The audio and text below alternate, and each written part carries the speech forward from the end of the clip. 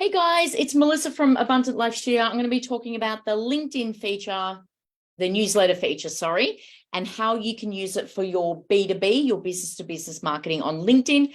And I'm going to share my account and show you how amazing this feature can be.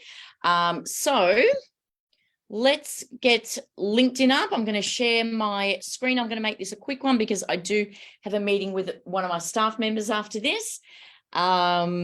And I need to jump off and get that ready. Okay, so LinkedIn's newsletter feature, I've only just started this recently, although I have been utilizing it for clients for a while. I'm going to show you my account and how I use it and, the results I've gotten from it so far. So LinkedIn is a great platform for your business to business marketing, your B2B. You can use it for B2C, of course, but it's generally better to be used for a B2B. It works better. And one of the ways to do that is to become the authority in your niche, to become the go-to person. So when people think of social media in my local area or in my country, or I should say state, but let's not get too ahead of myself there, but particularly in my state or my region, let's say, I want people to think of me online. So I'm going to show you, I'm going to share my screen. Now while I'm doing that, I cannot see your questions because I am streaming this through Zoom. So please, if you do have questions, just know that I will answer them after the live, possibly not straight away, but I will answer them after the live. Let's get into LinkedIn here and I'm going to show you. So, that is someone posting up my video there. So that is pretty cool. Let's just get it out of this. Okay, so you can do this from a personal page or a business page. It doesn't really matter how you do it. I've done it from my personal page because I haven't set up a business page yet on LinkedIn. You can set up a business page and I will at some point, but because I'm using it for marketing and lead generation, I need to do that as me, not as my business, if that makes sense. So I'm the one reaching out to customers. I'm not cold DMing them or anything. I'm just creating a presence on LinkedIn so that I am the authority online in my niche. So when somebody in my region thinks of social media marketing, they want to come to me. So you can do this from your page or from your profile. So I'm going to show you from my profile. So all you need to do is you need to go on to write an article. And the first time that you do this, you need to set up your LinkedIn newsletter. So if I go write an article, now, this is some pages that I manage here. So you're going to select the account that you want your article to be on. As I said, I am doing my LinkedIn newsletter through my personal page. Once I do set up a business page, which I will at some point, I'll just share the same so people can subscribe from either. So the first thing that you do is my screen will look a little bit different because I already have a current newsletter out, but I have called my newsletter All Things Digital Newsletter. So people know it's a newsletter and they know it's about all things digital.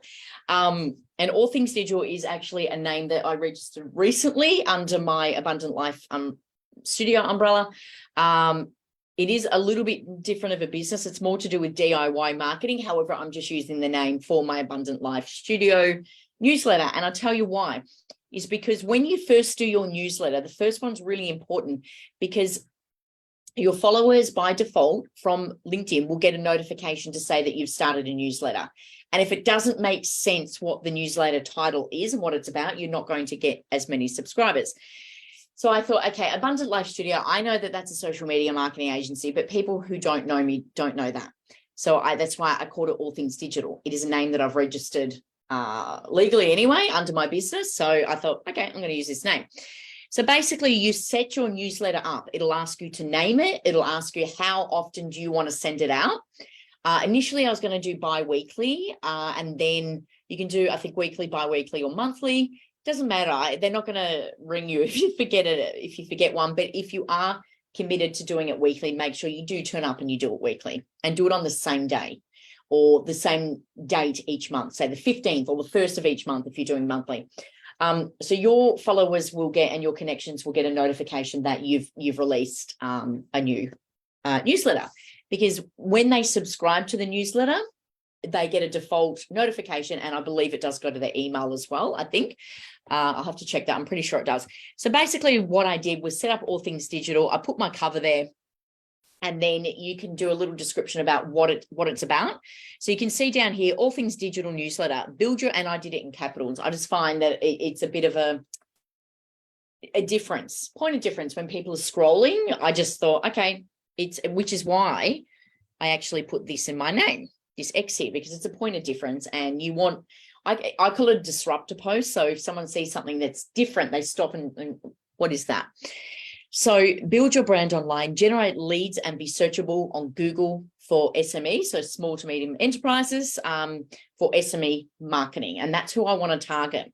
And it says there that it's a weekly newsletter. So that's because I've selected weekly, it's a default. So if I click on All Things Digital, it's now going to take me to my newsletter.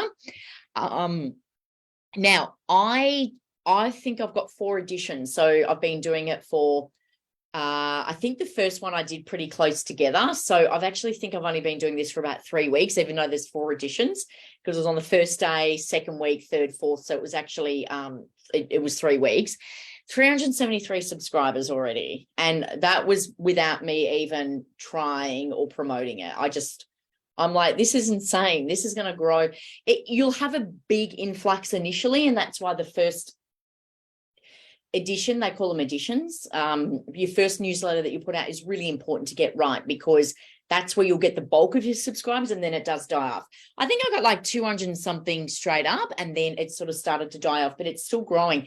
And I won't show you the list of subscribers there, but I've got some really big names on there, and I'm like, they've subscribed to my newsletter, like people who own some big businesses, a lot of people who were ex-pro athletes that now own businesses. I recognize their name, and I'm like, wow, this is, I'm so impressed with this. So it's a really good lead generation tool. Now, even if these people don't reach out to me every week, they're going to get a little notification that I've released a newsletter. So I'm going to be on their mind, forefront for All Things Digital. So here are my editions. So you can go through and you can see this is my banner. I use the same banner each time, which I recommend. So last one was why ChatGPT. It's an AI software. It's a trending topic. Why you need it in your business in 2023. I've talked about content creation, 3 essential components, 6 easy steps to creating a successful content marketing plan, and 6 ways content marketing can benefit your brand online. So I want to help, and I want to inspire small to medium enterprises, so SMEs, to, although of course I want them to use my services, but giving value and educating them on topics that they may not know about or may not have invested in their business yet, I'm then going to come forefront when the time comes. Yeah, we really got to up our marketing plan. So, and that's tends to what happens. I don't generally chase leads. I've been, and I shouldn't say fortunate, because it's what I do in organic marketing and it's how it works. They come to me. They just see me, and then the idea is planted in their brain, and I'm like, it's like just poking a little bit, and then they come to me. I give them a proposal, and that's usually 90% of my work where it comes from. So that is the newsletter. If you wanted to publish an episode, as I said, they do call it episodes.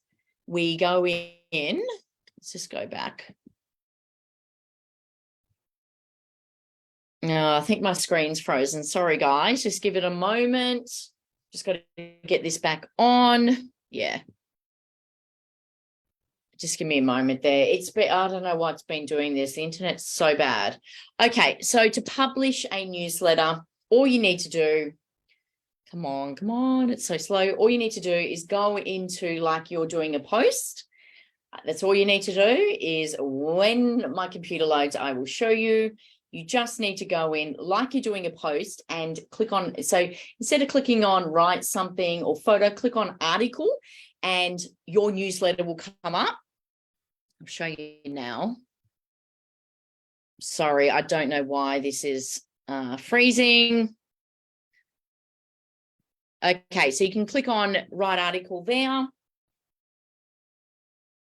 Hopefully you can hear me okay. I think you should be able to. Usually the visual is staggered, but the voice will come through. So I do apologize. The internet's terrible. So create a post. I've clicked on article. Your newsletter will come up. And if you have saved a draft, so generally what I do is it becomes a blog for me as well. So I put a blog on my website and I make it into an article, and eventually it will be an email campaign too. Again, I'm going to publish as myself. So I want to select that like I did before. And when that comes out, now what you do is you go up to publishing menu here. And if you've got any drafts, they'll be saved here. Or if you want to write a new article and link it to that, that's all you do. So I generally on the weekend, I'll copy and paste my blog from my website in, and I'll set it up how I want, because you can add links and everything for, I'll get out of this now. You can add links and everything for your newsletter, which is awesome. You can embed a video. You can do so much on there. It's such a good feature that I'll just copy and paste, set it out how I want, put my pictures in, and then save it it saves automatically. If you don't publish it, it'll just be saved as draft. Then Monday morning, I've got an alarm on my phone. I've got alarms going off all the time to remind me of everything. And I just remind myself, okay, I just hit publish and that's it. Now, because SEO is so amazing for social media posts, make sure when you do upload a photo or an image into your newsletter, there'll be an alt tag, so an alternate tag. It's basically, it makes it searchable. It is generally for the visually impaired, but it also makes it your image searchable on Google. So you can be searchable on Google for the actual article because of the keywords. You can be searchable through LinkedIn because of the keywords, and you can be searchable for as an image or a video embedded into it. So this is how you get seen. You just get seen everywhere. And then the amazing thing about that, LinkedIn, you can go and pin your LinkedIn posts and articles to Pinterest. So I'm now getting ahead of myself with this whole omni-channel strategy, but that's what I do, and that's what my business does. We get you seen from every single touch point, and we use the features of a platform to make that happen. So that is LinkedIn newsletters. I've got to jump off now for a meeting, my last for the night on a Friday night, and then I'm going to enjoy the weekend, and I hope you do too. If you are watching this on YouTube, make sure you subscribe. If you're watching it on my other platforms, make sure you follow. And of course, if you're watching this and it's embedded into one of my LinkedIn newsletters, of course, make sure you subscribe to my newsletter. Okay, guys, that is it for me. Melissa from Abundant Life Studio here in Victoria, Australia. Until next time, we'll see you then. Bye.